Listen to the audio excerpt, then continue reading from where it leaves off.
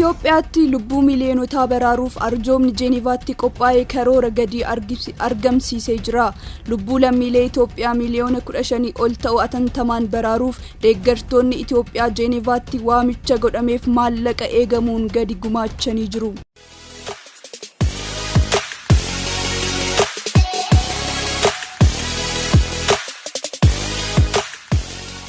Arraaf qabxiilee olitti eeramaniin wal qabatee sagantaa arraaf qindeeffannee qabna.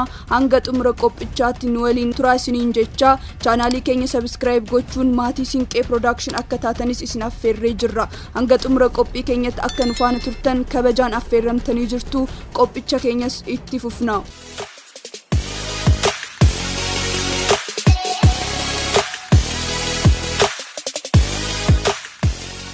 Sagantaa arjooma dhaabbatni biyyoota gamtoomanii UK fi mootummaan Itoophiyaa walii ta'uun qopheessan irratti qaamoleen 21 argamanii doolaara miiliyoona 630 arjoomuu United Nation beeksisee jira.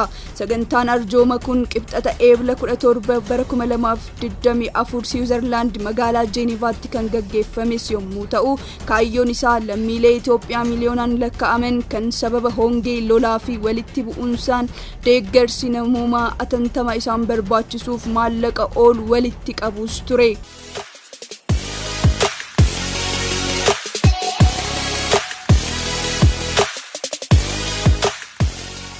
Akka United Nation jedhetti lammiileen Itoophiyaa miiliyoona 15.5 ta'an deeggarsa atattamaa barbaadu. Ammoo ji'oota 5 dhufan keessatti deeggarsa barbaachisu dhiyeessuun akka itti fufu doolaara biliyoona 1 ta'u waan feesisuuf saganticha atattamaan qopheessinee jirras jedhanii jiru. United Nation waliigalatti bara 2024 keessa maallaqa doolaara biliyoona 3.24 ta'u deeggarsa namoomaaf jecha walitti qabuuf duula godhamu deeggaraa fi qindeessaas jira. Maallaqni hanga kibxataatti walitti qabamuu danda'e garuu karoora waliigala qabame keessaa 5% qofa ta'us ibsee jira.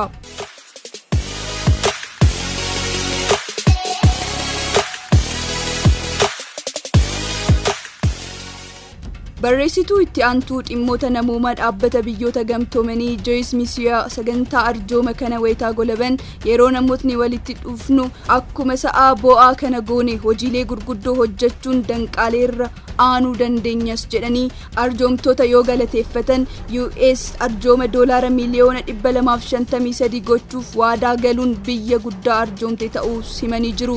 Biyyi United Nation fi Itoophiyaa waliin ta'uun saganticha qindeessite UK'n ammoo doolaara miiliyoona 125 arjoomuun US'tti aantee jirti.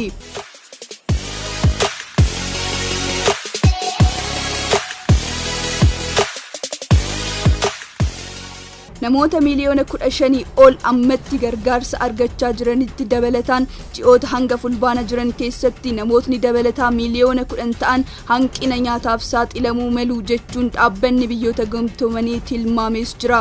Dhaabbatichi naannolee Amhaaraa, Affaar fi Tigraay dabalatee naannolee kana keessatti hanqinni nyaata madaalawaa hammaachaa deemuun maallaqni dabalataa akka barbaachisu sababa ta'eera jedhanii jiru. Maallaqni argamuu baannaan hojii lubbuu baraaruu itti fufuu hin dandeenyu. Dhaabbatni fayyaa addunyaa ammoo kooleeraa fi buusaan biyyattii keessatti hammaachaa waan dhufeef maallaqa amma harkaa qabuun tajaajila lubbuu baraaruu kennuu akka itti cimu ibsee hoogganaa itti aanaan dhaabbatichaa Dr. Mike Ryan kooleeraan biyyattii keessatti erga dhalatee ji'a 20ffaarra jira jechuun dubbatanis jiru. Dhibee kanaan namootni 41 ol qabamuun himanii dhibeen buusaas namoota miiliyoona 1.1 ta'an irratti argamus beeksisanii jiru. Dhibeewwan kunniin bakka uummatni hedduun tajaajila fayyaa bu'uura argachuuf rakkatutti mudachuu fi hongee fi balaan lolaas namoota miiliyoonaan lakkaa'aman kanaaf qaqqabu rakkisaa gochuus ibsanii jiru. World Health Organization fi deeggartoonni fayyaa kan bakka san jiran deeggarsa lubbuu baraaruu kennaa jirra. Maallaqni argamuu baannaan hojii kana itti fufuu hin dandeenyu jechuun arjoomotattis himanii jiru. Hojii lubbuu baraaruu hojjetan itti fufuuf bara kana maallaqa isaan barbaachisu doolaara miiliyoona 187 keessaa 400 qofa argachuus beeksisanii jiru.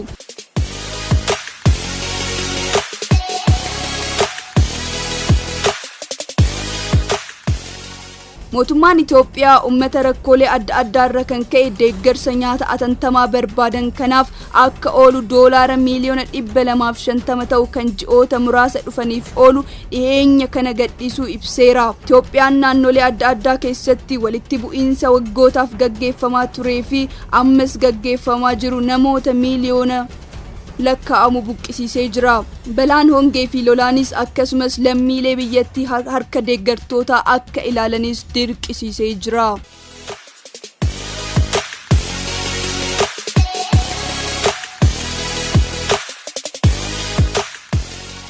odeeffannoo har'aaf qindeeffanne kana fakkaata ture. hanga xumura qophii keenyatti waan nu faana turtaniif guddaa sagalatoomaa isiniin jecha odeeffannoo waqtaawaa fi sirrii argachuuf chaanaalii keenya subscribe gochuu hin dagatinaa isiniin jenna. horaa bulaa.